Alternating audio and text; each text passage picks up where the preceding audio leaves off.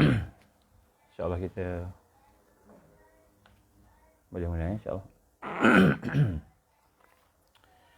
Kita mula dengan Ummul Quran Al-Fatihah. A'udzubillahi minasyaitonirrajim. Bismillahirrahmanirrahim. Alhamdulillahi rabbil alamin, arrahmanir rahim, maliki yaumiddin. Iyyaka na'budu wa iyyaka nasta'in. Ihdinas siratal mustaqim. Siratal ladzina an'amta 'alaihim ghairil maghdubi 'alaihim waladdallin. Amin.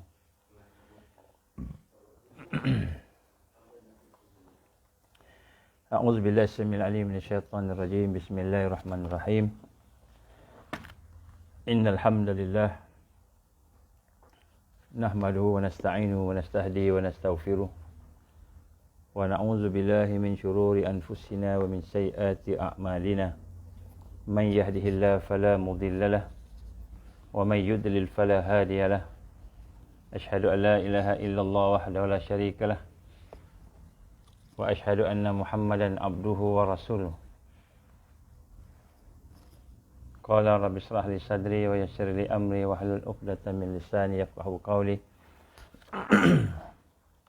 رب زدني علما أما بعد. قال الله تعالى في كتابه العزيز. أعوذ بالله من الشيطان الرجيم. بسم الله الرحمن الرحيم. وقال الذين كفروا لرسلهم لنخرجنكم من أرضنا أو لتعودن في ملتنا فأوحى إليهم ربهم لنهلكن الظالمين ولنسكننكم الأرض من بعدهم ذلك لمن خاف مقامي وخاف وعيد. صدق الله العظيم. Alhamdulillah, pertama-tama kita bersyukur kepada Allah Subhanahu Wa Taala. Dengan keizinan Allah, dengan kasih sayang Allah, kita diberikan kesempatan pada pagi ini untuk sama-sama kita bersiaran, sama-sama kita bertemu. Dan Alhamdulillah, pada hari ini sebenarnya masih lagi di dalam perjalanan dalam safir, dan insya-Allah akan kembali ke Kuala Lumpur hari ini, insya-Allah. Sekarang ada di Johor, di sekitar Batu Pahat. Jadi orang-orang Batu Pahat, insya-Allah, saya ada di sini, tapi tak dapat nak jumpa lah sebab terlalu pack. Kita tak sempat. Kita selawat dan salam kepada Rasulullah sallallahu alaihi wasallam, kepada para ahli keluarga baginda Rasul sallallahu alaihi wasallam, pada sekalian para sahabat baginda, dan juga pada sekalian mereka yang mengikuti perjuangan Rasulullah sallallahu alaihi wasallam sehinggalah dipanggil pulang oleh Allah. Kita mulakan dengan kita mentajdidkan iman kita. Kita memperbaharui iman kita dengan kita memperbaharui niat kita bahawa sesungguhnya segala yang kita lakukan, segala yang kita buat ini hanya semata-mata untuk mendapatkan redha Allah Subhanahu Wa Taala. Wa ridwanu minallahi akbar, zalika huwal fawzul azim. Setiap hari, setiap ketika, bila kita teringat Allah dan bila kita teringat bahawa hati kita mula cenderung kepada ghair Allah, hati kita mula cenderung kepada selain Allah, ataupun hati kita mula leka dan lalai dengan sesuatu perkara, maka kita tajdidkan iman kita. Kita perbaharui iman kita. Sama ada kita memperbaharui dengan kita memuhasabah, ingat akan niat kita tu. Kita kata bahawa kita ingin mendapatkan keredaan Allah, la ilaha illallah, la ilaha illallah. Ataupun kita membersihkan apa yang ada dalam hati kita ini daripada gangguan-gangguan dunia, gangguan-gangguan yang kita rasa menjadi tuntutan nafsu. Tuntutan nafsu. Kerana nafsu ni akan sentiasa berusaha menjadi Tuhan kepada manusia. Kita ni Tuhan yang paling bahaya sekali yang ada dalam diri manusia lah diri sendiri. Kita tak rasa diri kita sebagai hamba Allah, kita tak rasa diri kita sebagai seorang yang ingin beribadah kepada Allah Subhanahu Wa Taala. Saya telah mulakan dengan ayat tadi, iaitu surah Ibrahim ayat 13 dan 14. yang bermakna lebih kurang dalam bahasa kita. Dan berkatalah orang-orang yang kafir itu kepada rasul-rasul mereka. Orang kafir, orang yang tidak beriman, telah berkata kepada rasul-rasul mereka, demi sesungguhnya kami akan mengeluarkan kamu daripada negeri kami dan kamu menjadi seagama dengan kami. Kamu akan menjadi seagama dengan kami. Lalu Allah mewahyukan kepada rasul-rasulnya, demi sesungguhnya kami akan membinasakan orang-orang yang zalim, dan demi sesungguhnya kami akan tempatkan kamu di negeri itu sesudah binasanya kaum yang zalim. Balasan yang baik demikian bagi orang yang takut dengan sikap keadilanku, keadilan Allah yang menghitung amal, dan takut akan janji-janji azab Allah Subhanahu wa taala. Jadi sinilah kita melihat bagaimana Allah Subhanahu wa taala berfirman kepada kita berkenaan dengan permusuhan di antara orang beriman dengan orang Islam. Orang yang kafir itu dia akan sentiasa memusuhi umat Islam yang kafir, yang tidak mahu kepada kebenaran Allah ni. Dan kemudian dia akan bila dia memusuhi, maka dia akan berusaha supaya sampai peringkat kita ni habis, tidak ada di atas muka bumi ini. Dan Allah menggambarkan kepada kita bahawa Allah akan membinasakan mereka. Ini satu janji Allah. Maknanya kita nak kena rasa, jangan takutlah, jangan kamu takut dengan manusia, jangan takut dengan makhluk. Allah akan binasakan mereka. Dan Allah SWT akan kembalikan kita kepada kedudukan yang asal, iaitu negeri kita, kalau kita telah terkeluar daripadanya, ataupun kedudukan yang asal dalam keadaan aman damai di bawah keadilan Allah Subhanahu wa taala. Jadi tuan-tuan dan puan-puan rahmati Allah, kemarin kita telah berbincang berkenaan dengan senjata akidah. Dan senjata akidah yang kita bincangkan semalam kemarin tu ialah bagaimana kita perlu melihat kepada hati kita untuk kita sama-sama meneliti perasaan-perasaan yang ada dalam hati kita itu, dan kita kena hubungkan hati kita itu dengan hakikat Allah sebagai Rabb. Allah sebagai pemilik umur kita. Allah sebagai pemilik kepada qada dan qadar. Allah sebagai pemilik kepada rezeki kita. Jadi kita telah melihat bagaimana keadaan yang ada dalam hati itu, sekiranya dia tidak terputus dengan Allah dan memahami hakikat tadi, maka dia akan ada kekuatan.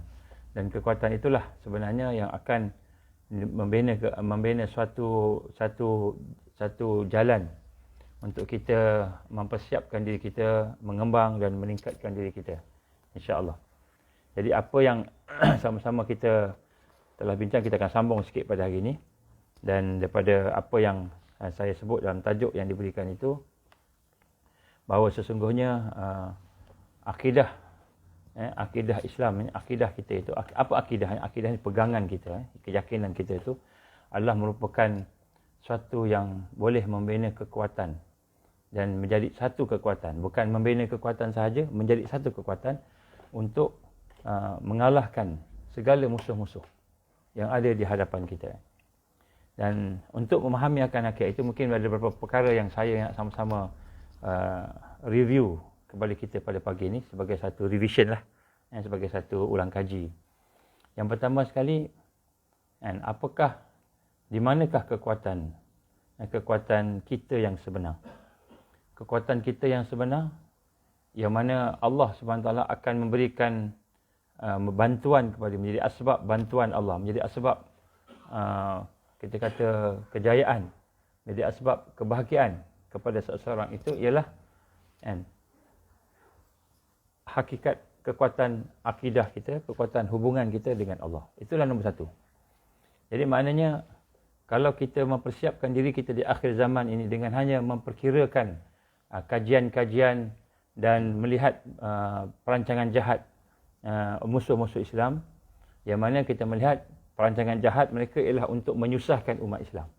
Antaranya mereka merancang macam kita sedang berlaku sekarang COVID-19, dengan vaksin, dengan riset kepada ekonomi, riset kepada kehidupan.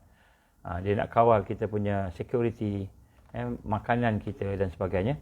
Jadi kalau kita ikut apa yang kita tengok tadi, maka kita akan rasa bahawa seolah-olahnya persiapan di akhir zaman ni lebih kepada persiapan-persiapan yang berkaitan dengan fizikal. Kan? Jadi kita pun berusaha untuk nak merubah tempat tinggal kita. Mungkin kita cari tempat yang aman, tempat yang damai, aman sikit, kan? Dan semua tu semua merupakan satu yang perlu. Dan insya-Allah kami juga ada merancang beberapa perkara berkenaan dengan akan mencadangkanlah, insya-Allah pada tuan-tuan puan-puan berkenaan bagaimana tempat-tempat yang boleh kita jadikan sebagai tempat-tempat untuk kita berada dan selamatlah, kan, dari sudut menyelamatkan diri dan sebagainya. Kita akan tajuk tu kita akan bincang kemudian. Tapi nak sebut sini kalau kita berada di satu tempat pun, sekiranya kita duduk di tempat yang tinggi contohnya, mungkin kan akan ada tanah longsor pula, kan. Kena juga.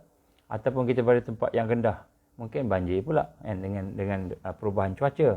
Ataupun mungkin kita kalau simpan makanan kita simpan, makanan kita jaga dan sebagainya untuk nak jaga diri, tiba-tiba kena rompak pula, kan. Orang datang pecah rumah, orang datang curi kita punya makanan, kan. Sebab semua orang dah tak ada makanan, kita je ada makanan, dan tiba-tiba dia tengok, dia tahu, dia pun curi pula makanan kita, kan. Keselamatan pula, masalah keselamatan, macam-macam masalah akan timbul. Social disorder contohnya, gangguan-gangguan kemasyarakatan akan berlaku. Jadi mengenangkan bahawa sebenarnya hakikat persiapan-persiapan yang terbaik, terutamanya ketika kita berada dalam keadaan yang di akhir-akhir ini, menuju kepada kemunculan Al-Masih Dajjal, maka tidak ada lain melainkan kita kena kembali balik kepada bagaimana Rasulullah SAW dia membina kekuatan sahabat-sahabatnya. Rasulullah SAW tidak membina kekuatan sahabat-sahabatnya dengan menyelamatkan fizikal semata-mata, kan.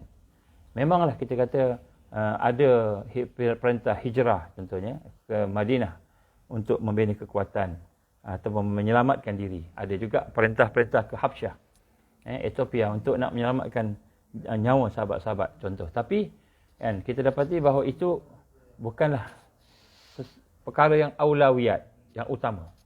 Perkara yang paling utama sekali, kan, kekuatan yang perlu kita bina semula di akhir zaman ini, terutamanya ketika mana fitnah akan memuncak, tak lama lagi akan memuncak. Memang tak lama, tuan-tuan. Saya bincang dengan kawan-kawan beberapa dan saya tengok balik ujian-ujian, kajian-kajian tu memang dekat sangatlah, terlalu dekat. Kan, tidak boleh nak nafikan lah. Akan faktor-faktor menunjukkan terlalu dekat. Tapi tidak bermakna kita kena takut sampai kita tak boleh nak buat apa, kita dekat, insya-Allah kita ada dia punya, masih lagi ada perkara yang kita boleh bincang dan boleh buat.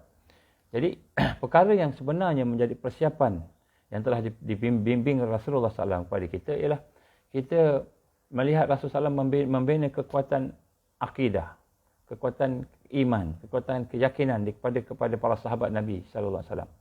Dan kekuatan inilah sebenarnya yang membina kekuatan-kekuatan yang lain, asas kepada kekuatan-kekuatan yang lain. Dan di sinilah kita ingin merasakan bahawa kita kena patah balik kepada apa yang telah dibuat oleh Rasulullah sallallahu alaihi wasallam. Jadi sebab tu pada pagi ini kita nak tengok sedikit bagaimana sebenarnya, kan, apakah hakikat kekuatan tu yang sebenar. Dan hakikat kekuatan yang sebenar bukanlah kekuatan fizikal, bukan kekuatan mental, kan, walaupun semua itu kita perlukan, tetapi kekuatan sebenar ialah kekuatan hati, iaitu kekuatan akidah kita. Dan bila kita sebut akidah, dia mesti bermula antara kita dengan Allah. Bermula antara kita dengan Allah Subhanahu Wa Taala. Maksudnya hubungan kita dengan Allah. Itu nombor satu. Itu nombor satu. Hubungan kita dengan Allah. So, kita kena betul-betul mengkaji apa maksud hubungan kita dengan Allah. Dan hubungan kita dengan Allah inilah perkara yang perlu kita perkuatkan, mantapkan. Sehingga apabila kita telah mendapat satu yang mantap dalam hubungan dengan Allah ini, maka ketika itu insya-Allah mudah-mudahan Allah Subhanahu Wa Taala akan memberi barakah kepada kita, memberkati kehidupan kita. Sehingga kan apa yang berlaku kepada kita akan menjadi suatu yang kita gambarkan sebagai menuju kepada kesempurnaan hidup yang sebenar. Baik, yang pertama sekali tuan-tuan, hubungan dengan Allah ni apa maksud hubungan dengan Allah? Dan maksud hubungan dengan Allah yang pertama yang kita kena rasa ialah satu yang ada dalam hati kita. Dia bermula daripada hati, iaitu satu yang kita tahu dan kita yakin. Dia bermula dengan keyakinan. Satu perasaan yakin, tahu dan yakin.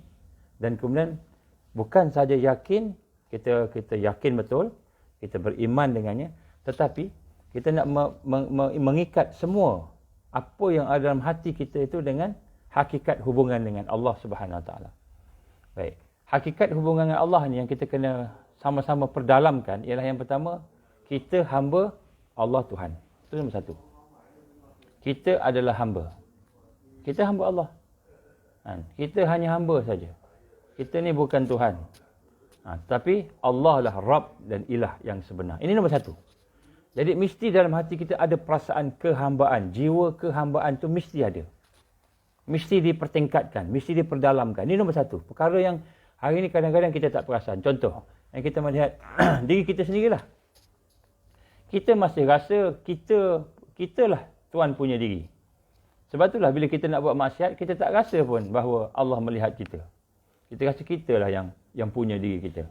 Mata kita nak tengok benda yang haram, telinga kita nak dengar benda yang haram, lidah kita nak bercakap apa saja. Kita tak merasakan bahawa mata ini sebenarnya adalah anugerah Allah, merupakan hamba Allah, telinga hamba Allah. Dan bila kita hamba Allah, maknanya kita kena mengikut apa yang ada dalam skop peranan kita sebagai hamba. Ini nombor satu.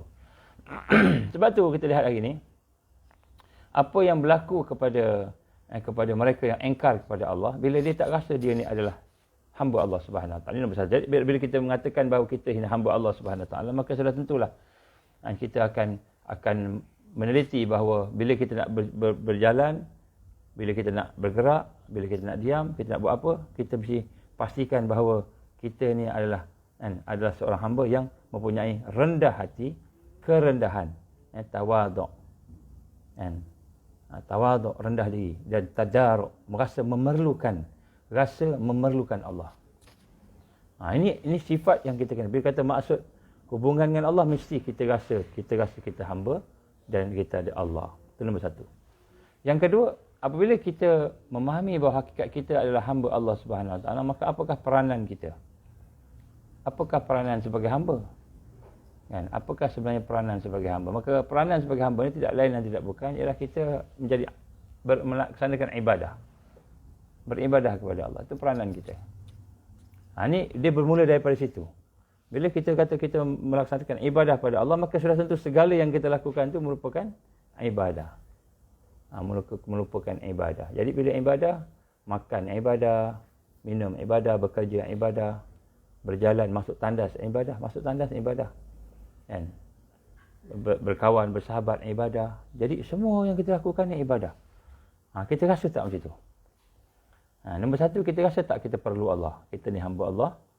Ini masuk hubungan ni. Sebab kalau kita tak rasa kita hamba Allah, kita rasa kita punya, maka masa tu kita akan tertipu dengan diri kita. Kita tengok kereta, kita rasa kereta tu kita punya. Maka kita buat apa sajalah, rumah, duit kita, makanan kita. Kita rasa kita punya. Itu nombor satu. Kita hanyalah hamba Allah. Dan kita bukan saja hamba Allah, tapi kita nak beribadah kepada Allah. Beribadah kepada Allah inilah yang akan menjadikan setiap saat, setiap masa kita sentiasa dalam keadaan berubudiyah kepada Allah. Wa ma khalaqtul jinna wa ins illa liya'budun. Tidak aku jadikan, kata Allah, jin dan manusia illa liya'budun, melainkan untuk berubudiyah. Jadi setiap ketika. Maka barulah kita nampak bahawa kita ni kena sentiasa dalam keadaan beribadah. Qul inna salati wa nusuki wa mahyaya wa mamati lillahi rabbil alamin. Baik. Ini mukaddimah ni, asas ini terlalu penting. Dan perlu kita perdalamkan. Kita ingat kita dah tahu dah, tapi rupa kita tak tahu lagi. Kita tak tahu lagi. Sebab tu kita masih lagi sayang dosa kita. Kita masih lagi susah nak tinggalkan kelemahan kita. Kita masih susah lagi nak memperbaiki amalan kita. Kalau beramal pun kita ikut apa yang kita nak je. Bila kita kata kita rasa nak beramal, kita beramal. Contoh, contoh. Kalau kita nak sembahyang. Kita kata sembahyang seorang-seorang dengan sembahyang berjamaah. Contoh, simple. Kalau sembahyang berjamaah ni susah, nak kena pergi masjid dululah. Sekarang nak pergi masjid pun susah. Ataupun kalau sembahyang berjamaah ni nak kena tunggu orang lain pula kan. Kalau sembahyang seorang kan senang. Kita baca ikut panjang kita suka, kita lamanya, panjangnya, pendek kita suka, kita sendiri. Nak sembahyang sambil tidur dengan ngantuk-ngantuk pun boleh, tak ada masalah kan. Baik, tapi sebenarnya sembahyang yang lebih afdal yang dituntut oleh syariat sembahyang berjemaah. Kecuali lah tak boleh nak sembahyang jemaah, tak ada orang lah. Contoh kita seorang aja tu lain lah. Jadi bila kita sebut tu, bila kita diberi pilihan nak sembahyang jemaah ke sembahyang seorang-seorang, maka kalau kita memilih sembahyang seorang-seorang, padahal jemaah ada, maka kita sembahyang tu ikut nafsu, bukan ikut tuntutan Allah, bukan ikut tuntutan Rasulullah sallallahu alaihi wasallam. Sembahyang ikut nafsu. Maka jadilah sembahyang ikut nafsu tu sembahyang yang Allah SWT tidak terima dari sudut dan hakikat sembahyang itu sendiri. Kita sembahyang kerana lain. Sebab tu kata Imam Al-Ghazali rahimahullah, dia kata apa? Kata Imam Ghazali, sesungguhnya ramai orang bersembahyang tetapi sembahyang itu dengan maksiat. Sembahyang dengan maksiat. Maka kata sahabat-sahabat, dia kata macam mana sembahyang dengan maksiat ni? Macam mana sembahyang dengan maksiat? Maka dia kata oleh Imam Ghazali kata apa? Dia kata, kamu sembahyang dengan syirik. Sembahyang dengan keadaan lalai. Sembahyang dengan keadaan berdosa dengan Allah SWT. Sembahyang jadi maksiat. Sembahyang nak tunjuk-tunjuk contohnya kan. Nak bersifat riak, sombong supaya orang tengok kita. Jadi sembahyang jadi maksiat. Ini apatah lagi perkara yang di luar daripada solat, puasa kan. Pun boleh jadi maksiat kan. Sedekah boleh jadi maksiat. Makan minum lagilah. Sebab tu kita kena merasai akan hakikat ini sehingga kan kita merasakan bahawa perkara yang paling penting dalam hidup kita ni ialah kita nak rasa kita ni hamba Allah dan kita mahu beribadah kepada Allah. Maka bila kita mahu beribadah kepada Allah, semua yang kita lakukan semua ibadah, maka di situlah barakah. Di situlah barakah. Dan di situlah kekuatan dan rahmat Allah. Jangan kita pandang remeh kepada satu ibadah, satu amal, walaupun hanya dengan sedekah RM1, walaupun dengan hanya satu niat yang baik membersihkan ikhlas kita. Jangan kita pandang walaupun amal sekecil mana, kerana di belakang daripada amal itu ada barakah dan rahmat Allah Subhanahu Wa Taala. Adanya redha Allah amal yang soleh ni. Baik. Jadi sebab itulah kita kena tengok ni nombor satu. Maksud hubungan dengan Allah ni kita betulkan kehidupan kita, aku hamba Allah Tuhan, Rabb dan Ilah. Kemudian aku hamba, aku nak ibadah pada dia. Semua yang aku lakukan ibadah. Maka makan kita, minum kita mulakan dengan sunnah, mengikut sunnah.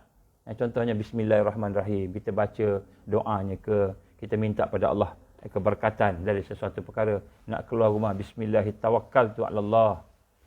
Contohnya kita baca doa, minta ke Allah, bergantung kepada Allah. Baik. Jadi apabila kita dah ada ibadah ni, merasakan bahawa Allah SWT sebagai Tuhan dan ibadah tadi, maka yang seterusnya ialah bagaimana cara kita nak menjadikan perkara itu ibadah. Macam mana kita nak jadikan perkara itu ibadah dengan tidak lain dan tidak bukan. Hendaklah kita sentiasa perlu membetulkan hati kita dan lain-lain. Bermula dengan hati kita untuk mengenal Allah. Jadi langkah yang ketiga ini, nak membina kekuatan hakikat, kita kata kita sebagai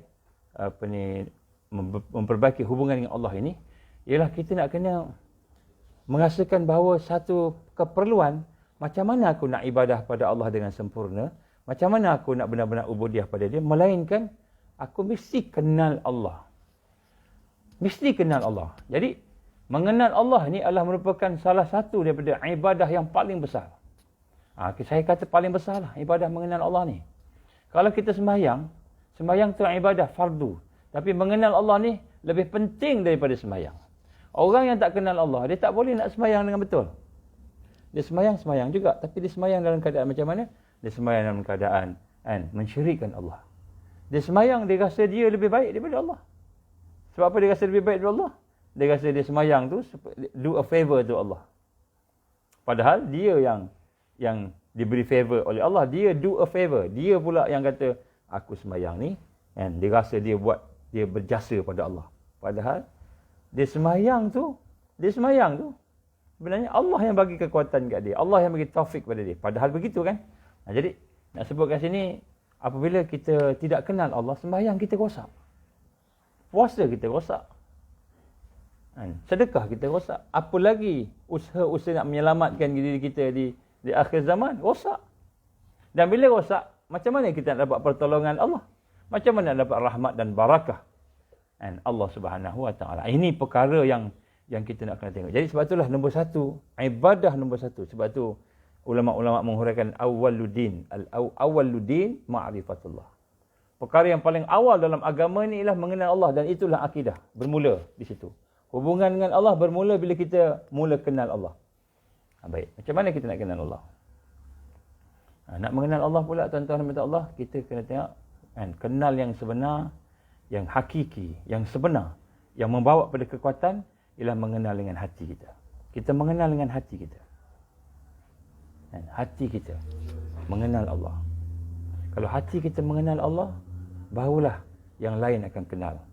Mata akan kenal, telinga akan kenal. Kan?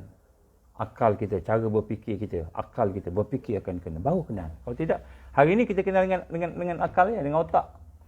Kan? Macam saya sebut sebelum ni kan, bila tanya siapakah, apa bukti Allah ada? Apa bukti Allah ada? Bukti Allah ada, kita kata adanya alam ini, adanya semua langit bumi ini, itu bukti Allah ada. Itu untuk kanak-kanak boleh, untuk peringkat kecil-kecil awal-awal boleh. Tapi bukti Allah ada, bukanlah itu sahaja. Kan? Sebab kalau itu sahaja tak cukup, tak sampai kita pada Allah. Macam mana kita kata bukti Allah ada? Kalau ikut yang pertama tadi, maka kita akan kata ada alam ini. Habis kalau alam ni tak ada, macam mana? Tak ada bumi, tak ada langit, Allah ada tak? Jadi kita tak boleh nak kata ada pula, sebab kita kata bukti adanya Allah, adanya alam ini. Kita tengok makhluk, baru kita ingat Allah. Tengok makhluk, kita hubungkan dengan Allah. Ini kaedah berfikir logik. Tapi kaedah ini bukanlah kaedah yang hakiki, yang sebenar. Untuk kanak-kanak boleh lagi, sebab kanak-kanak tak boleh berfikir dalam. Untuk kita ni, maka kita kena melihat Allah dulu. Melihat Allah dulu, baru melihat makhluk. Melihat Allah dulu, baru melihat makhluk. Apa macam mana nak melihat Allah? Melihat Allah tak boleh dengan mata kepala kita. Kena melihat Allah dengan hati kita. Macam mana nak melihat Allah dengan hati? Apa yang ada pada hati? Yang ada dalam hati kita adalah perasaan, emosi, fitrah. Sebab tu digambarkan Rasulullah SAW, kullu maulud yuladu alal fitrah. Setiap daripada kamu itu dilahirkan dengan fitrah. Fitrahnya apa?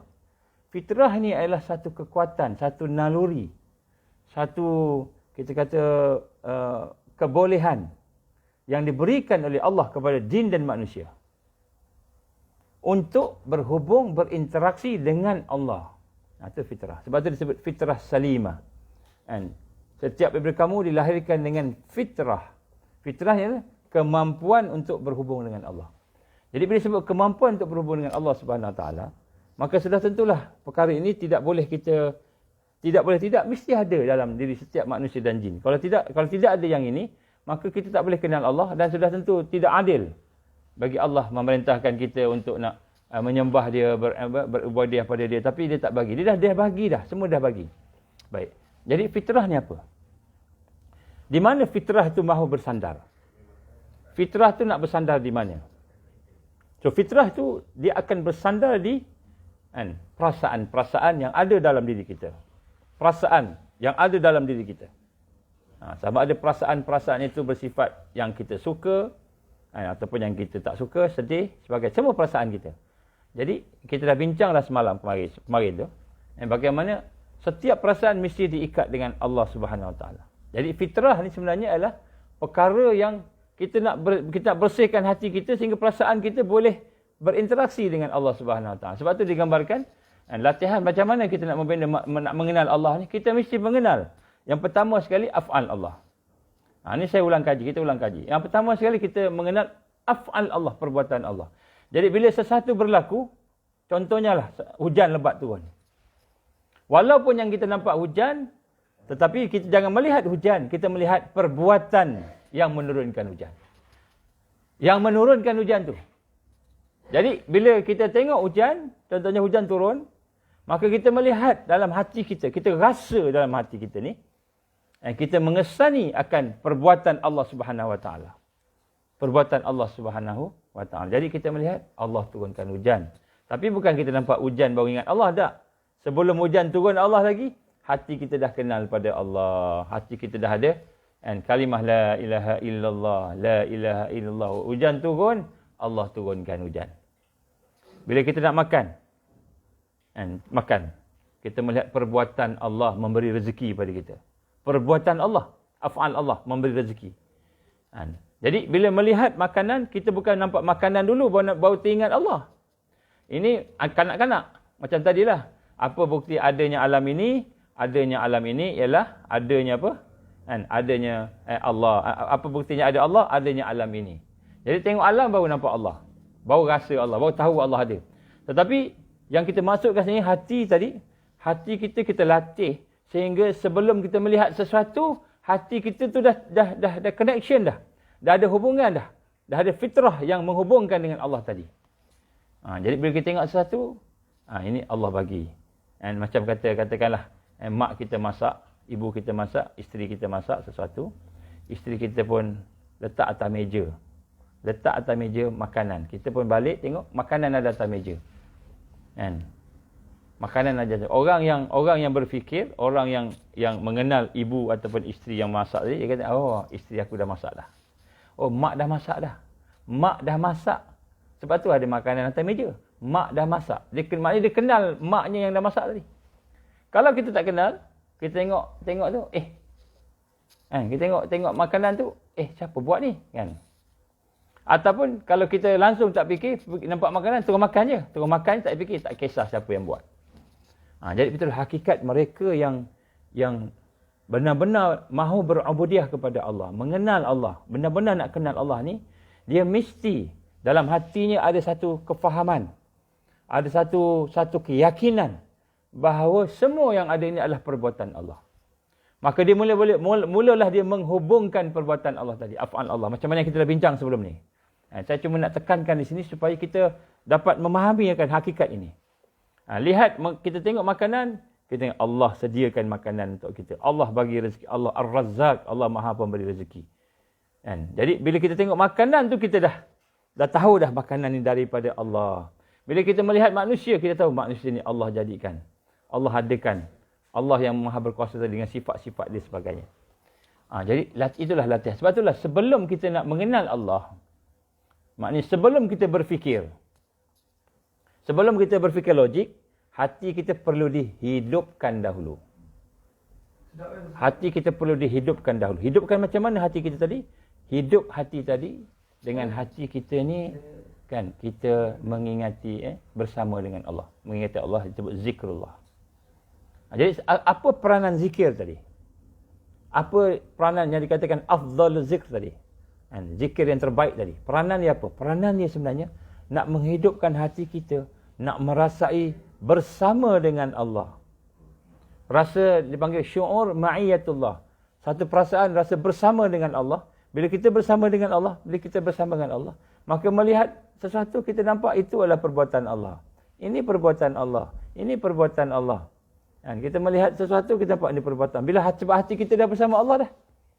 Kan? Hati kita dah bersama Allah. Ma'iyatullah maknanya merasai satu perasaan rasa bersama Allah. Sebab itulah kita digalakkan untuk berzikir. La ilaha illallah, la ilaha illallah, la ilaha illallah. Tidak ada Tuhan yang menjadikan, tidak ada Tuhan yang memberi rezeki, tidak ada Tuhan yang mengadakan, tidak ada Tuhan yang memuliakan, tidak ada Tuhan yang menghinakan sesuatu melainkan Allah. La ilaha illallah, la ilaha illallah. Hati kita sentiasa dalam keadaan terikat dengan Allah. Itu hakikat zikir tadi. Mengingati Allah, merasai. Ingat Allah ni bukan ingat macam kita kata ingat kita kata berfikir, tak. Dia subconscious. Dia ingat dan automatik dia bersama Allah. Contoh kalau kita tak pernah pergi kepada satu tempat, kita pun bergerak daripada satu tempat ke satu tempat lain.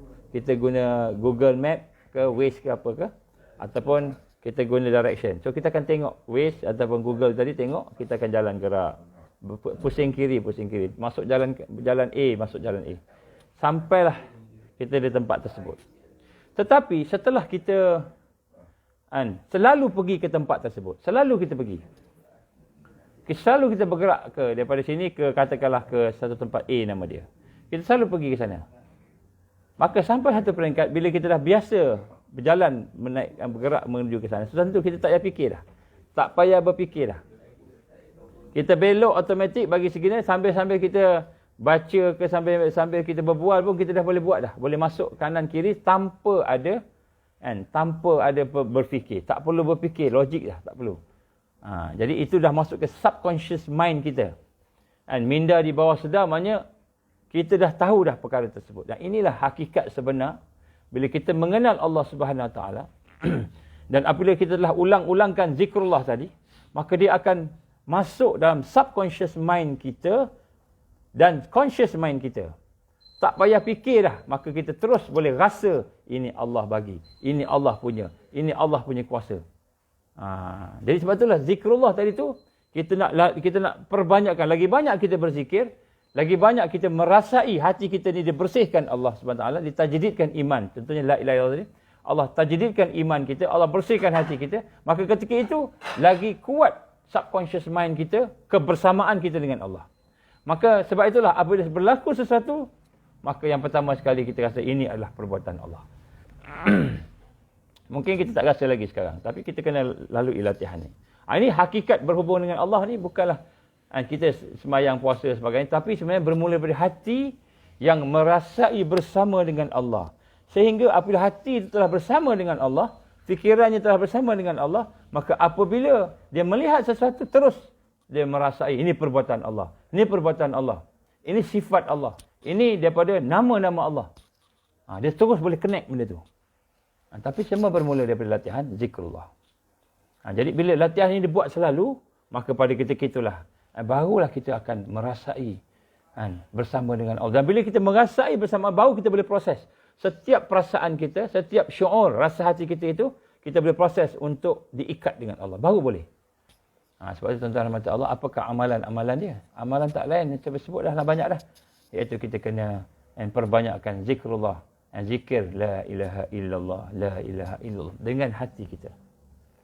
Dengan hati kita. Hati kita sentiasa dalam keadaan la ilaha illallah. La ilaha illallah. Sampai satu peringkat, maknanya kita nak, apa maksud la ilaha illallah ni? Dia bermula dengan perbuatan la. La ni kalimah nafi. Menidakkan. Menidakkan kewujudan sesuatu. Menidakkan kekuatan sesuatu.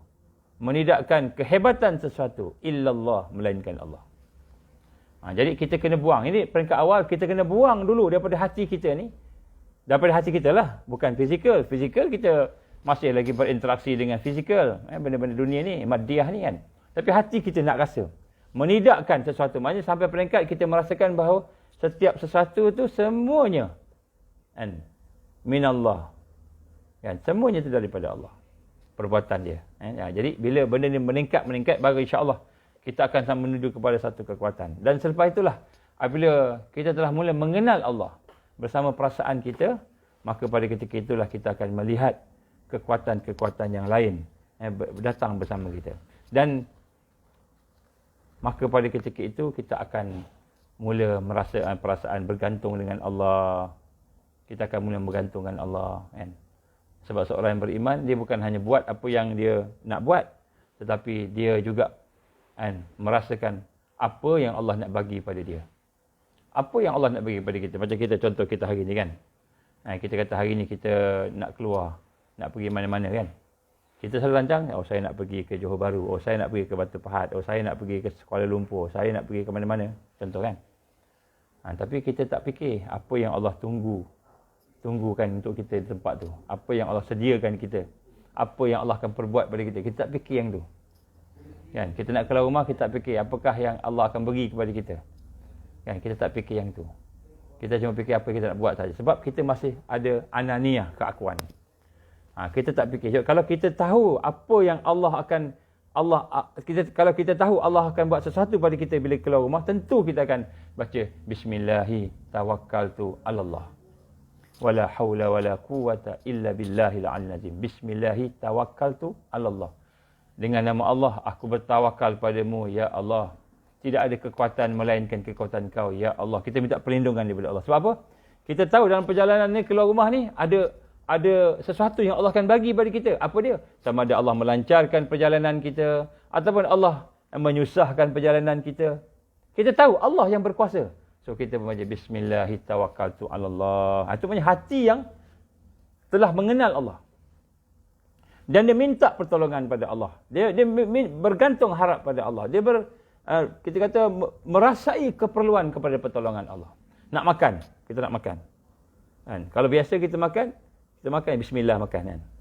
Tapi kalau seorang yang merasa bahawa makanan itu daripada Allah, rezeki itu daripada Allah Subhanahu Wa Taala, maka dia bukan hanya sekadar baca bismillah saja, tapi hati dia rasa sayang pada Allah. Terima kasih ya Allah. Terima kasih ya Allah beri aku makan ni. Dia rasa. Kemudian dia rasa pula bahawa makanan ini adalah merupakan suatu yang bukan sahaja tanda kasih Allah pada dia bagi rezeki tadi, juga merupakan satu keperluan dia. Maka dia pun sungguh-sungguh dia membaca bismillah. Dia menghormati Allah, mengagungkan Allah. Dia baca dengan nama Allah yang Maha Pemurah, Maha Pengasih ni, aku makan. Aku makan. Jadi dia makan tu bersama dengan iman. Makan tu bersama dengan ma'rifatullah. Makan bersama ma'rifatullah. Keluar bersama ma'rifatullah. Jadi apabila kita melakukan sesuatu, bila kita dah kenal Allah, maka nombor satu yang kita minta ialah pertolongan daripada Allah. Bukan kita buat dulu baru kita minta. Ini adalah perkara kekuatan. Sehinggalah apabila berlaku sesuatu kepada kita, maka tentu kita dapat relatekan, gantungkan, kaitkan, ikatkan dengan Allah. Contoh, macam sekarang. Sekarang ini merupakan satu perkara yang ditakuti oleh sebahagian daripada rakyat kita ni, rakyat Malaysia contohnya, ataupun dunia, ialah vaksin. Bagi mereka yang suka vaksin, tak apalah, alhamdulillah, dia kata itu ubat kan, tak apalah. Dia suka kan. Bagi mereka yang rasa ragu-ragu dengan keselamatan safety of the vaccine, ada banyak keraguan. Kan contohnya macam-macam cerita kita dengar, dia tidak cukup syarat lah, macam-macam lah kita dengar kan. Jadi bila kata pula kita nak kena ambil, takut. Kita takut kepada vaksin tersebut. Kita nampak vaksin, kita tak nampak Tuhan punya vaksin. Tak nampak yang menjadikan vaksin tu. Ialah bukannya Bill Gates tu kan merupakan sebab, tapi sebenarnya Allah Subhanahu Wa Taala. Dan apabila kita melihat yang itu, maka adakah kita akan takut pada vaksin? Kita tak takut pada vaksin dah. Cuma kita takut, kita bimbang, Allah tak lindung kita daripada vaksin tu. Allah tak rahmat kita, tidak memberikan protection pada kita. Tidak melindungi kita. Itu yang kita takut. Maka kita akan cakap apa bila tengok benda yang menakutkan ni. Nombor satu, bukan kita tengok benda tu takut, menakutkan kita. Tak, kita tengok, ya Allah, lindunglah aku daripada dia. Jadi, kalau dia terpaksa ambil, wajib ambil. Contoh, katakan wajib ambil, kena ambil. Kalau tak ambil, kena penjara. Kalau tak ambil, kena sesuatu yang berat pada kita. Maka dia minta perlindungan dengan Allah Subhanahu Wa Taala. Sebab hati dia dah kenal Allah. Maka kalau Allah izin, dia boleh baca. Hasbunallahu wa ni'mal wakil. Bismillahirrahmanirrahim. La yadurru ma'asmi syai'un fil ard wala fis sama' wa huwas samiul alim. Bismillahirrahmanirrahim. La yadurru ma'asmi syai'un fil ard wala fis sama' wa huwas samiul alim. Dia baca, dia minta pada Allah, Tuhan punya vaksin. Tuhan, Raja, Tuhan punya vaksin. Maka ketika itu, dia injek kat dia. Mustahil tak vaksin itu bertukar menjadi air biasa? Bertukar menjadi sesuatu yang tidak ada kesan buruk pada dia? Mustahil tak? Tidak mustahil. Sebab pergantungan dia pada Allah. Pergantungannya bukan pada makhluk. Sebab makhluk itu boleh membahayakan dia, maka dia pun takut. Dia pun takut. Bukan kita kata kita nak pergi membahayakan diri kita. Bukan. Tapi nak sebut ni hati kita. Hati kita. Perasaan kita. So, bila kita minta tu, mustahil tak Allah bagi untuk kita selamat daripada vaksin tu. Mungkin ketika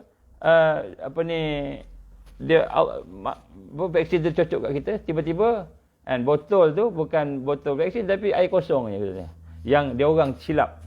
Mungkin Allah alam, kita tak tahu.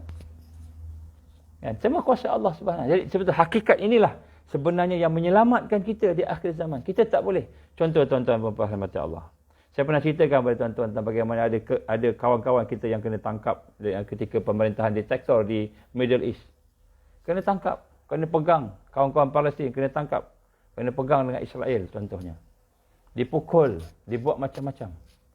Kan? Adakah dengan sebab kita melihat orang yang ditangkap, dipukul oleh Israel dan sebagainya, menyebabkan kita tak apalah, tak payah nak berjuang lah. Kalau berjuang aku kena tangkap. Kalau berjuang aku kena ni kan. Itu maknanya aku merasakan takut tadi. Aku merasa takut kepada kan makhluk Allah Subhanahu Wa Taala. Perjuangan tetap kena berjuang. Perjuangan tetap kena berjuang. Tapi kan hati kita tidak berjuang secara fizikal saja. Kita ada Allah bersama kita. Maka ketika itu, sebab itu tuan-tuan rahmat Allah, para nabi, para rasul berhadapan dengan kesusahan lebih teruk daripada kita. Jadi sebab itu senjata utama ialah akidah tadi, hubungan. Sebab itu kita nak kena latih diri kita sehingga kita boleh rasa Allah tu. Bukan tahu tuan-tuan, tahu tak sama. Tahu ni kita berfikir. Kita guna logik, tak. Itu rasa. Rasa ni lebih kuat, lebih dekat daripada yang kita tahu, sekadar ilmu. Sekadar tahu, tapi kita rasa. Jadi sebab itulah apabila seorang mukmin kan berada bersama-sama dengan Allah, ma'iyatullah, perasaan bersama Allah tadi, dia dah tahu dah akan kekuasaan Allah melebihi makhluk tadi, maka pada ketika itu tidak ada ketakutan pada la khaufun alaihim walahum yahzanun inna awliya Allah. Sesungguhnya orang yang menjadi awliya Allah, orang yang dekat dengan Allah, mendapat bantuan Allah, la khaufun alaihim, dia tidak takut. Tidak ada ketakutan pada mereka. Walahum yahzanun, dan tidak ada kesedihan pada mereka. Kenapa? Sebab hatinya telah dilatih. Sebab tu kita kena keep on latihan. Latihan lagi. La ilaha illallah, la ilaha illallah, la ilaha illallah. Kita kena faham makna dia. Bila kita faham makna dia, maka pada ketika itu kita akan dapat memahami hakikat dia. Contohnya, kita kata la ilaha illallah, la ilaha illallah dari sudut sifat Allah, perbuatan Allah. Sebab itu tuan-tuan, saya nak bagi satu panduan pada pagi ini. Latihan yang kita kena buat untuk benar-benar membina kekuatan hubungan dengan Allah ini. Apabila kita membuat sesuatu, terutamanya bila kita membaca Quran, ataupun ketika kita berzikir, hendaklah bersama perasaan kita. Ini satu peringkat. Yang pertama, kita baca dalam hati. Kita baca dalam hati. La ilaha illallah di lidah. La ilaha illallah di hati. Baca. Kemudian, peringkat yang kedua, ialah kita kena baca bersama perasaan kita. Apa yang kita nak rasa? Kalau perasaan suka, la ilaha illallah, la ilaha illallah, kita rasa seronok sangat, senang sangat dengan jamal Allah, sifat-sifat indahnya Allah, jamal Allah. Kita dah bincang dah yang sebelum ni kan. Jamal Allah, kita rasa suka, rasa senang. Kalau kita rasa duka, rasa takut, la ilaha illallah, la ilaha illallah. Takut kita sebab jalalnya Allah. Takut kita kepada sifat Allah yang maha mengazab, maha berkuasa al-jabbar, maha mengalahkan, al-qahar, maha perkasa, al-qawi, maha kuat. Sifat Allah tadi. Takut pada sifat Allah. Jadi, kita baca dengan perasaan kita. Ya, sebab tu tuan-tuan, saya nak sebut sini. Contoh. Kita mula, ni latihan, ni assignment saya bagi pada tuan-tuan. Lepas ni nak solat duha. Kalau kita solat duha, katakanlah, ataupun solat zuhur. Kita latih, kita berlatihan, kita mula dengan solat. Bila kita berdiri depan di sejadah tu, nak solat tu. Bila kita kata Allahu Akbar. Bila kita kata Allahu Akbar, kita sembahyang tu. Hati kita terus turun, tunduk, rendah, tunduk, tawaduk, tadaruk kepada Allah. Dengan rendah hati kita membaca Allahu Akbar. Maksudnya, walaupun perkataannya sama, orang lain pun sebut Allahu Akbar juga. Budak-budak pun sebut Allahu Akbar juga. Tetapi kita sebut bersama perasaan, kita rendahkan diri kita. Kita nak rasa rendah diri. Kalau saya nak bawa contoh, contohnya kita hari ni, kita hormat siapa kat dunia ni? Siapa yang kita hormat? Siapa yang kita respect? Siapa yang kita kagum dia? Kehebatan dia di dunia ni? Siapa? Katalah ayah kita, katalah bos kita, katalah ulama, tuan-tuan guru kita, kata kan, kita rasa hormat kat dia, kita menyanjungi dia, kata maka ketika kita baca Allahu Akbar, kita nak rasa perasaan hormat, perasaan menyanjungi tuan guru kita ke, ayah kita, ibu kita dan sebagainya, bos kita tadi tu, kita nak rasa lebih lagi kan, sejuta kali ganda rendah diri kita, nak rasa rendah diri kita kepada Allah. Sebab tengah sembahyang, kita sedang menghadap Allah ni. sebenarnya tak sembahyang pun kita sedang menghadap Allah. Tapi tak apa, kita mula dengan solat dulu. Jadi bila solat tu Allahu Akbar, bila kita Allahu Akbar, hati kita rendah kepada Allah. Mata kita tak berani nak angkat, tunduk melihat kepada tempat sujud. Allahu Akbar. Hati kita, perasaan kita rasa tunduk, rasa rendah diri. Nak rasa. Kalau tak rasa, kita kena bagi rasa. Macam itu. Kita bayangkan, kalau kita sedang berhadapan dengan orang yang kita hormati. Contohnya siapa? Sultan ke? Bos kita ke? Mak ayah kita ke? Orang yang kita hormati. Orang yang kita sayang. Orang yang kita suka. Orang yang kita takut. Maka kita berhadapan dengan Allah. Kita nak rasa sejuta kali. Maknanya banyak kalilah. Lebih tunduk, lebih rendah kepada Allah Subhanahu wa ta'ala. Ini latihan. Jadi bila solat, kita kena masuk dengan keadaan yang begitu. Jadi Allahu Akbar. Bukan saja sebut Allahu Akbar lidah dan hati, tapi kita rasa rendah ke Allah. Tunduk ke Allah. Aku ni hamba, Engkau Allah, Engkau Tuhan. Kemudian kita baca Allahu Akbaru kabira walhamdulillahi katsira. Kita baca dengan rendah hati. Rendah hati. Kemudian kita baca Bismillahirrahmanirrahim. Nak baca Fatihah. Dengan nama Allah. Dengan nama Allah. Allah ni Tuhan kita ni. Allah ni Rabb kita ni. Ilah kita ni yang bagi rezeki ni. Allah yang menghidupkan kita. Allah yang mematikan kita. Allah Subhanahu Wa Taala yang memberi segalanya pada kita. Maknanya kalau Allah tak bagi pada kita, habis kita. Maka Bismillah Allah. Dengan nama Allah Ar-Rahman Ar-Rahim. Kita baca dengan rendah diri. Bismillahirrahmanirrahim. Hati kita rendah. Kita nak rasa Bismillah tu, yang kita baca tu, ayat Quran tu, lebih tinggi daripada kita. Lebih mulia daripada kita. Allah Ar-Rahman Ar-Rahim lebih mulia daripada kita. Tunduk kita. Kita rasa rendah diri, rasa tunduk. Macam kita ni seorang peminta sedekah, fakir, yang lapar, yang haus, yang miskin, fakir kedana. Tak ada apa-apa. Dah banyak hari tak makan, tak minum. Kita jumpa dengan seseorang yang ada air, ada makanan, ada minuman, ada nyawa yang dia boleh bagi pada kita. Kalau kita nak bayangkan manusia begitu. Seorang fakir yang amat-amat memerlukan bantuan. Dan kita berhadapan dengan Allah yang maha kaya, yang ada semua segalanya. Apa yang ada pada kita ni, semua ada pada dia. Maka kita baca Alhamdulillahi Rabbil Alamin. Kita baca. Segala puji pada Engkau, Ya Allah, Rabbul Alamin. Kita baca. Kita baca dengan hati rendah diri. Ini latihan. Kita kena buat ni. Latihan. Ar-Rahmanir Rahim. Bukan saja kita puji Allah. Ar-Rahman Ar-Rahim. Kita puji Allah kan. Allah Maha Pengasih, Maha Penyayang. Kita puji Allah. Tak. Kita nak rasa diri kita ni hina di hadapan Allah. Kita nak rasa diri kita ni banyak buat salah di hadapan Allah. Allah Ar-Rahman Ar-Rahim. Tapi kita derhaka ke Allah. Allah dah bagi rahmat dia pada kita. Rahman dia, Rahim dia pada kita. Tapi kita kan tak indahkan Allah. Kita nak rasa perasaan kita rendah. Ar-Rahmanir Rahim. Maliki Yaumiddin. Raja, pemilik kepada Yaumiddin, hari akhirat. Setengah terjemah tu ataupun tafsir, hari akhirat, pemilik. Hari akhiratnya kehidupan yang sebenar. Kehidupan ni dialah raja, dialah pemilik, tuan punya. Maka kita baca dengan rendah diri. Kita baca dengan rendah diri. Maliki Yaumiddin. Bila kita baca dengan perasaan rendah diri, barulah dikatakan bahawa kita ni nak mengenal Allah.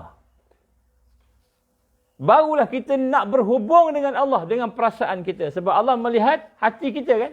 Allah tak menengok fizikal kita. Inna Allah la yanzuru ila suwarikum. Sesungguhnya Allah tidak melihat apa yang ada pada diri kamu, pada fizikal kamu. Walakin yanzuru ila qulubikum. Allah melihat apa yang ada pada hati kamu. Atau kama Rasulullah sallallahu alaihi wasallam. Jadi Allah tak tengok kita pakai jubah, janggut panjang, pakai serban, lengkap semua dengan minyak wangi semua. Allahu Akbar. Tapi Allah, hati kita tak rasa apa-apa. Sembahyang tak rasa apa-apa. Sembahyang tak rasa tunduk ke Allah. Tak rasa rendah diri pada Allah. Tak rasa takut dengan murka Allah. Tak rasa takut sebab dosa kita. Kita menghadap Allah dengan penuh dosa. Penuh kelemahan. Kita tak takut. Tak ada perasaan. Jadi orang yang menghadap Allah tanpa perasaan ni, Allah tak pandang buat dia. Hakikatnya macam gitu. Allah bagi pahala tak? Allah bagi pahala, insya-Allah. Allah ni maha kaya. Maha Ar-Rahman Ar-Rahim. Tapi Allah pandang tak? Sembahyang macam kita. Kan? Allah melihat hati kita. Allah melihat hati kita tengah sembahyang. Tiba-tiba hati kita tak rasa apa-apa. Berpaling daripada Allah. Hati kita sayang dunia. Hati kita sayang kepada makhluk. Hati kita takut dengan kehilangan dunia. Hati kita ke tempat lain. Allah tengok dunia hati kita. Hati kita tengok tempat lain. Maka adakah Allah akan pandang kita? Allah tak pandang kita. Itu sebab tu kita kena buat latihan tadi. Saya sebut tadi. Ini saya nak sebut sini. Contoh. Bagaimana kita kena mulakan dengan solat. Dengan solat kita kena mula. Bila kita baca. Alhamdulillahi Rabbil Alamin. Kita baca dengan hati yang rendah pada Allah. Hati yang sujud pada Allah. Yang rokok. Hati sujud kepada Allah. Hati yang merasai kebesaran Allah. Ar-Rahmanir Rahim. Maliki Yaumiddin. Pemilik, Tuhan punya. Yaumiddin. Lepas tu kita mengaku. Kita mengaku pada Allah. Iyyaka na'budu wa iyyaka nasta'in. Kita mengaku pada Allah. Hanya kepada Engkau sajalah ya Allah. Yang aku sembah, yang aku agungkan, yang aku puji, yang aku rokok, yang aku sujud. Yang aku rendah diri. Yang aku merasai kefakiran aku. Iyyaka na'budu wa iyyaka nasta'in. Pada Engkau lah ya Allah sahaja aku minta, aku mohon segala permohonan, segala permintaan, kerana Engkau yang maha berkuasa tadi, Engkau yang maha penyayang, maha pengasih. Wa iyyaka nasta'in. Pada Engkau aku meminta pertolongan. Jadi hati dengan perasaan rendah diri. Ada tak orang nak minta pertolongan, nak minta bantuan dengan perasaan sombong, perasaan menyombongkan diri dia? Kalau kita jumpa dengan orang, orang tu NGO nak bagi bantuan, datang kat rumah kita. Kita pergi, kau nak apa? Bagi beras. Bagi minyak. Alah, satu kampik je. Lokeknya, bakhilnya. Kita pelekehkan dia.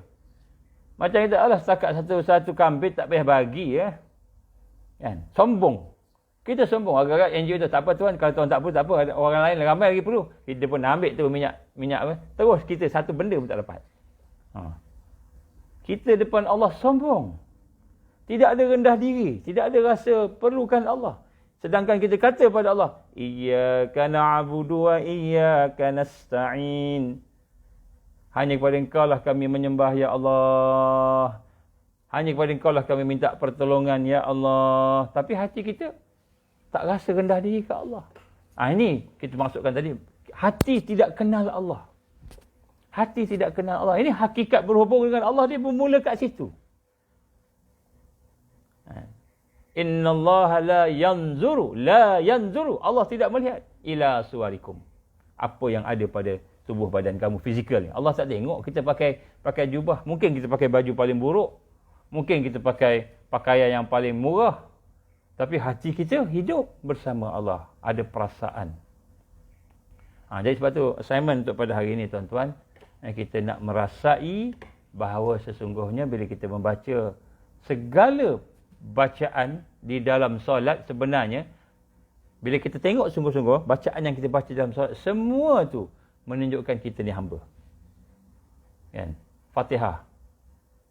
Semua menunjukkan kita hamba. Maksudnya kita nak baca dengan perasaan hamba. Aku ni hamba Allah. Rendah diri. Bertawakal padanya. Bergantung harap padanya. Jadi kita mulakan dengan tu perasaan kita.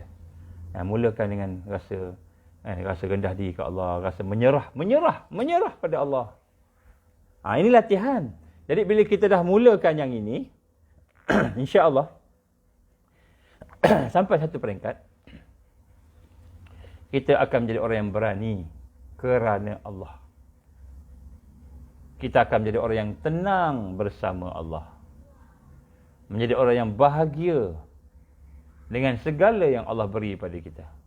Allah bagi apa pun kita rasa bahagia. Sebab kita hanyalah seorang hamba. Kita bahagia. Allah bagi apa? Ada orang putus cinta, nak berkahwin, lepas bertunang, elok dah semua. Tiba-tiba kan, tunang yang dia suka, dia sayang, yang dia dah mula sayang lah, tak mau dah kahwin dengan dia.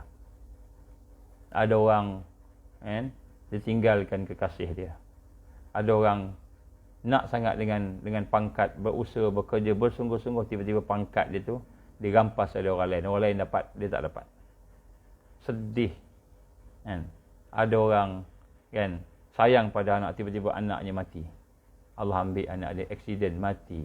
Main basikal tu dia baru beli untuk anak dia.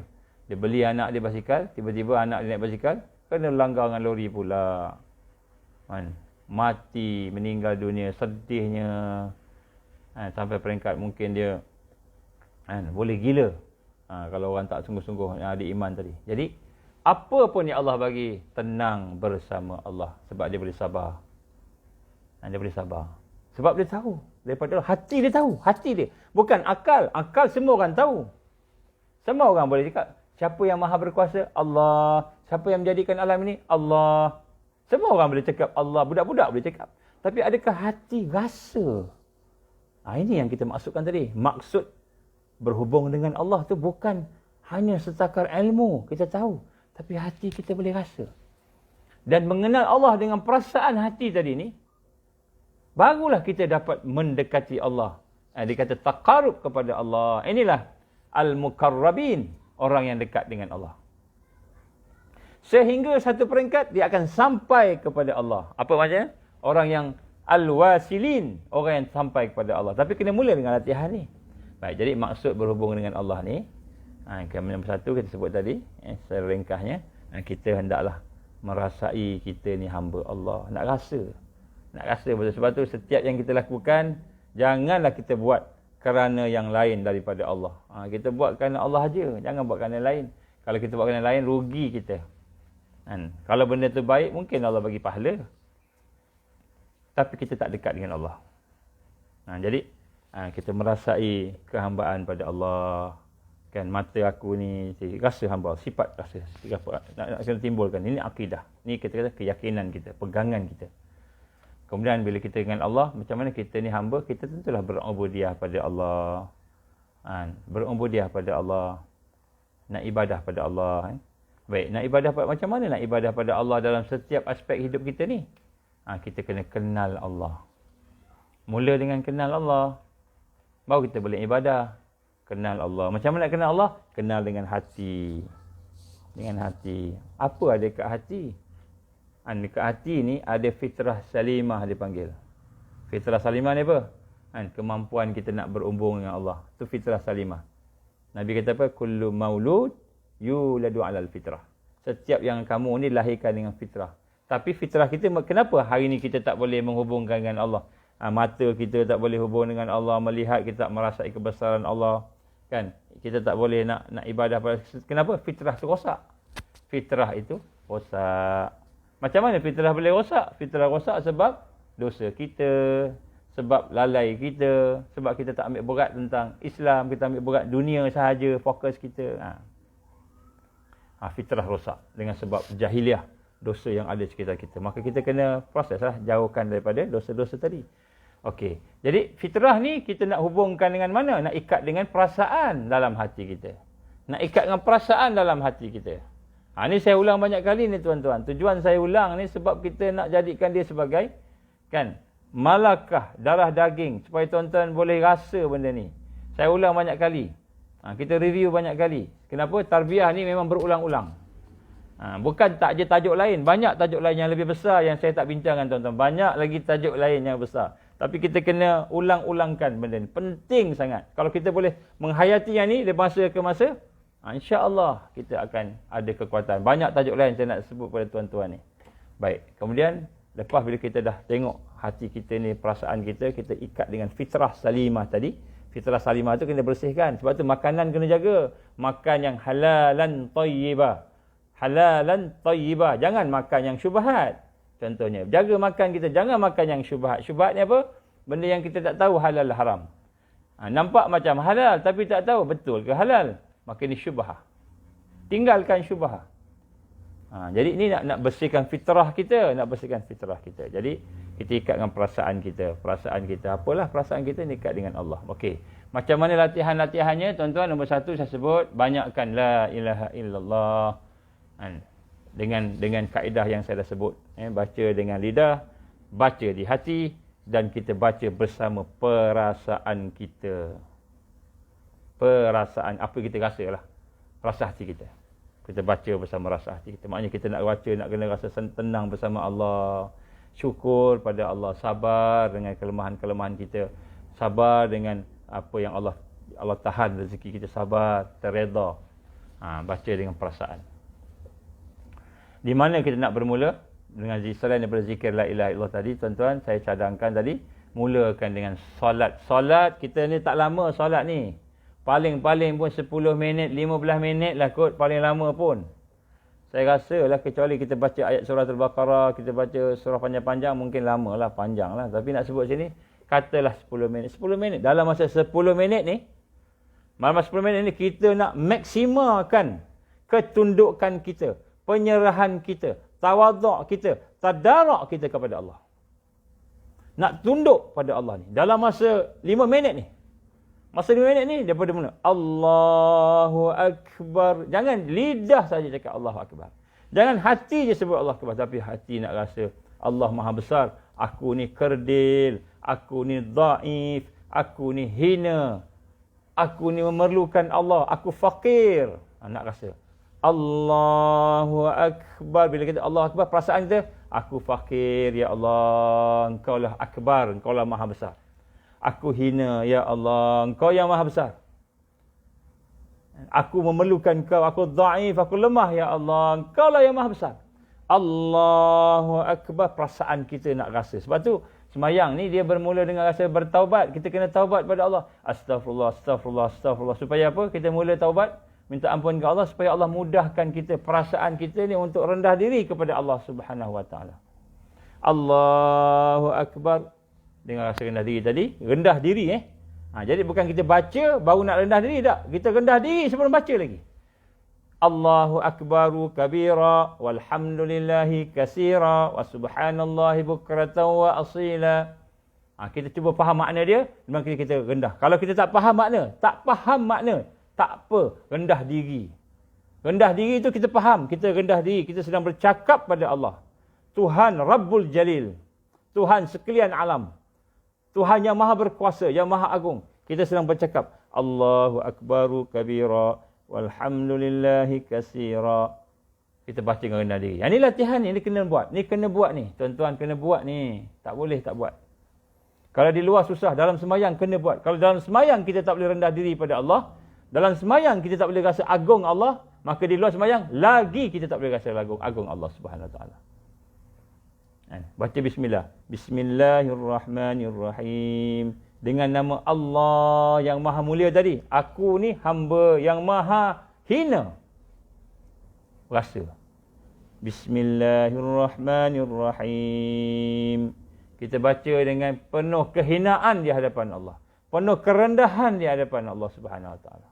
Penuh kasih sayang. Ya Allah, aku sayang kat Engkau, Ya Allah. Walaupun aku hina, aku banyak dosa, aku sayang kat Engkau, Ya Allah. Engkau lah Tuhan aku. Dia pemilik semua. Nyawa kita pun dia yang pegang. Nyawa kita ni dia pegang. Tapi pasal dia ni, Allah ni maha pengasih, maha penyayang. Kita tak rasa pun. Allah ni memberi rahmat pada kita terlalu banyak sampai kita tak rasa. Nyawa kita dia pegang. Kita baca. Alhamdulillahi Rabbil Alamin. Alhamdulillahi Rabbil Alamin. Kita baca dengan rasa hati yang rendah pada Allah. Hati yang sayang pada Allah. Ini latihan. Tuan-tuan, Setiap yang kita ucap dalam solat, kita berbual dengan Allah. Kita sedang bercakap dengan Allah, maka cakaplah dengan perasaan. Jangan jadi robot, tak ada perasaan. Baik.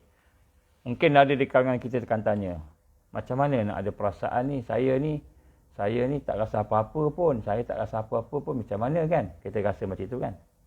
Tuan-tuan rahmat Allah, maknanya hati kita keras. Kalau kita tak boleh tundukkan diri kita, rendahkan diri kita, maka sebenarnya hati kita tu keras. Apa maksud keras? Hati kita ni ada benda lain yang kita lebih agungkan daripada Allah. Hati kita lebih sayang kepada dosa kita daripada Allah. Lebih sayang kepada harta kita daripada Allah. Lebih sayang kepada dunia daripada Allah. Lebih sayang kepada diri kita sendiri daripada Allah. Sebab tu kita tidak boleh rendahkan diri kita. Kena muhasabah. Tengok apa sebab aku tak boleh rendah ni. Mungkin sebab dosa aku syirikkan Allah. Maka istighfar, taubat, tinggalkan dosa tu. Sepatutnya kita boleh rendahkan diri kita. Boleh sayang pada Allah. Kenapa aku tak boleh sayang pada Allah ni? Kita baca. Alhamdulillahi Rabbil Alamin. Kan? Ar-Rahmanir Rahim. Kita baca tu dengan rasa sayang ke Allah. Allah Ar-Rahman Ar-Rahim. Allah yang memberikan segala pada kita. Terima kasih ya Allah. Segala puji pada Engkau ya Allah. Kita dah mengucap tu kan. Tapi hati kita tak sayang ke Allah. Maknanya apa tuan-tuan? Baru kita tahu. Aku ni rupanya lebih sayang kepada dunia. Lebih sayang kepada makhluk daripada Allah. Sebab tu hari ni aku tak boleh sayang Allah. Baru kita tahu tuan-tuan. Ini susah ni. Susah. Sebab apa susah? Sebab nafsu kita duk menguasai kita. Jadi kalau kita rasa tak boleh yang saya sebut tadi. Kita baru tahu rupa-rupanya hati aku ni bukan milik aku. Bukan milik iman. Bukan milik Allah. Tapi milik ghairallah selain Allah. Masa itulah kita istighfar, bertaubat. Habis sembahyang. Astaghfirullah. Astaghfirullah. Astaghfirullah. Ampunkan aku ya Allah. Aku sembahyang tanpa perasaan. Aku sembahyang tanpa kerendahan. Aku sembahyang tanpa perasaan yang sepatutnya. Mengagungkan Kau, sayang pada Engkau ya Allah. Aku sembahyang tak ada rasa apa-apa. Astaghfirullah. Astaghfirullah. Astaghfirullah, ampun aku ya Allah. Astaghfirullahalazim. Ampun aku ya Allah, Engkau lah yang maha agung. Ampunkanlah aku ya Allah, Engkau maha agung. Tuan-tuan, bila kita melihat diri kita ni, rupanya memang kita ni jauh daripada Allah. Sebab tu kita menangis kehilangan duit. Menangis kehilangan kerja. Menangis kehilangan manusia. Menangis kehilangan orang yang kita sayang. Tapi kita tidak menangis apabila kita solat. Mengenangkan kelemahan kita. Tak boleh menangis mengenangkan dosa kita. Kenapa? Rupanya hati kita ni sayang kepada makhluk lebih daripada sayang pada Allah. Ini perkara yang sebenarnya akan mengganggu kita. Apabila Dajjal datang. Dajjal akan datang. Dan kita akan terkena dengan tipu daya dia. Dengan sebab hati yang tidak terikat dengan Allah Subhanahu Wa Taala. Itu. Jadi kita nak kena tengok balik. Jadi sebab tu latihannya dalam sembahyang, kita cuba bersama perasaan. Tak apa, sembahyang tak banyak, tak apa tuan-tuan. Hari ni bukan sembahyang banyak, 100 rakaat satu hari, 1000 rakaat satu hari. Bukan itu yang kita cari. Yang kita cari ialah barakah dan rahmat Allah. Allah tahu kemampuan kita. Kita tak mampu nak buat banyak, Allah tahu. Tapi buat yang sikit, tapi berkualiti, kita bersama Allah. Sikit tapi Allah redha. Sikit tapi Allah berkati. Allah rahmati. Bukan sikit yang lalai. Ini insya-Allah. Jadi mudah-mudahan apa yang kita cuba kongsikan pada pagi ini akan dapat memberikan sedikit sebanyak satu perkara yang kita boleh fikirkan, kita boleh rasai. Jadi tuan-tuan, persiapan yang pertama, kekuatan pertama apabila kita menghidupkan akidah kita, iman kita tadi, tajdid iman kita dengan kita mengenal Allah dengan hati, dan kemudian barulah kita boleh melaksanakan ibadah seluruh amalan kita, seluruh hidup kita. Qul inna salati wa nusuki wa mahyaya wa mamati lillahi rabbil alamin. Masa ketika itulah baru kita akan diberikan kekuatan oleh Allah, rahmat oleh Allah. Maka tuan-tuan, datanglah siapa pun nak menyesatkan kita, kita bersama Allah. Ini persiapan nombor satu. Bukan harta, bukan tanah, bukan rumah, bukan benteng yang kita kata fizikal tadi, tetapi kan kita dengan Allah. Saya sebut tadi kan, kalau kita kata kita nak duduk kat luar daripada bandar, katalah duduk kat tepi-tepi hutan ataupun bukit, contoh nak bertanam, balik kampung lah. Kan, kita usaha, memang kita usaha. Benda tu akan kita bincang nanti. Tapi kan, katakanlah kita tanam-tanam tiba-tiba banjir, habis hancur tanaman kita. Kita duduk tempat tinggi pula, tiba-tiba tanah runtuh. Kan, tanah runtuh, gelongsor, lumpur datang, habis rumah kita, habis tempat kita. Kita simpan makanan, food banking. Tiba-tiba ada orang curi pula, habis tak ada makanan juga. Kita dah jaga semua elok-elok, tiba-tiba perang, habis juga. Tuan-tuan rahmat Allah, apa yang tak habis? Akidah kita tak habis. Iman kita tak habis. Orang yang tak ada makanan, orang yang Allah sayang, Allah tolong tak? Allah tolong. Tak ada makanan, Allah tolong. Kita boleh tanam sikit-sikit je kat tempat kita tu. Tapi dengan sikit tu cukup. Daripada banyak tapi habis semua, hancur. Jadi dengan akidah yang betul, dengan iman yang betul, dengan amalan yang betul, sesuai dengan apa disyariatkan oleh Allah, maka pertolongan Allah, rahmat Allah bersama kita. Maka bila rahmat Allah bersama kita, insya-Allah tuan-tuan, puan-puan rahmat Allah Subhanahu Wa Taala, maka Allah akan membantu kita bila kita susah. Barulah kalau mati itu syahid fisabilillah, baru mati syahid insya-Allah. Itulah insya-Allah. Sikit sebanyak apa yang saya mampu sampaikan pada hari ini. Saya minta maaf, kita buat mula awal sikit sebab sebenarnya ada program ni pernah terlewat. Ada satu perbincangan, ada satu program lagi lah. Dan saya tidak berada di KL ni, saya ada di luar. Dan mudah-mudahan Allah memberikan kepada kita kekuatan insya-Allah untuk kita beramal dan istiqamah. Jadi kalau ada apa-apa, insya-Allah kita akan hubung, dan insya-Allah pada hari Ahad ni akan ada Zoom. Siapa yang belum daftar dan sebagainya, daftar dalam borang apa tu, dan kemudian cubalah insya-Allah, mudah-mudahan Zoom pada kali ini akan lebih baik lagi. Kita mungkin boleh muat dalam 200 lebih orang sahaja, yang macam lepas ada 500 lebih. Jadi siapa yang cepatlah dapat insya-Allah. Jadi kita cuba perbanyakkan zikrullah, dan kita cuba lakukan yang saya sebagai assignment tadi, sembahyang solat bersama perasaan rendah diri pada Allah, tunduk pada Allah, sayang pada Allah, perasaan insya-Allah. Allahumma salli ala sayyidina Muhammad wa ala alihi wa sallam. A'udzubillahi samil alim minasyaitonir rajim. Bismillahirrahmanirrahim. Alhamdulillahirabbil alamin, wassalatu wassalamu ala asyrafil anbiya'i wal mursalin wa ala alihi washabbihi ajmain. Allahumma innaka ta'lam anna hadhihi al-qulub qad istamat ala mahabbatik wa taqat ala ta'atik wa tawahadat ala da'watik wa ta'ahadat ala nusrati syari'atik, wa Allahumma rabitataha wa limuttaha wa hdiha subulaha واملأها بنورك الذي لا يخبو، واشرح صدورها بفيض الإيمان بك وجامل التوكل عليك، وأهيها بمعرفتك، وأمتها على شهادة في سبيلك يا الله، إنك نعم المولى ونعم النصير. اللهم يا مقلب القلوب ثبت قلوبنا على دينك وعلى طاعتك وعلى الجهاد في سبيلك. اللهم إنا نعوذ بك من عذاب جهنم، اللهم إنا نعوذ بك من عذاب القبر، اللهم إنا نعوذ بك من فتنة المحيا والممات، اللهم إنا نعوذ بك من فتنة المسيح الدجال، اللهم إنا نعوذ بك من المأثم والمغرم، اللهم إنا نعوذ بك من أن نشرك بك شيئا نعلم ونستغفرك لما لا نعلم. ربنا لا تزغ قلوبنا بعد إذ هديتنا وهب لنا من لدنك رحمة إنك أنت الوهاب. ربنا هب لنا من أزواجنا وذرياتنا قرة أعين واجعلنا للمتقين إماما. ربنا أتمم لنا نورنا واغفر لنا إنك على كل شيء قدير. ربنا اغفر لنا ذنوبنا وإسرافنا في أمرنا وثبت أقدامنا وانصرنا على القوم الكافرين. ربنا آتنا في الدنيا حسنة وفي الآخرة حسنة وقنا عذاب النار. وصلى الله وسلم محمد وعلى آله وصحبه بارك وسلم. سبحان ربك رب العزة عما يصفون، سلام على المرسلين والحمد لله رب العالمين. سبحانك اللهم وبحمدك أشهد أن لا إله إلا أنت أستغفرك وأتوب إليك. بسم الله الرحمن الرحيم. والعصر إن الإنسان لفي خسر إلا الذين آمنوا وعملوا الصالحات وتواصوا بالحق وتواصوا بالصبر. Tuan-tuan, puan-puan, tolong sambung-sambungkan, tolong panjang-panjangkan kuliah kita ni, supaya mudah-mudahan orang lain pun dapat manfaat insya-Allah.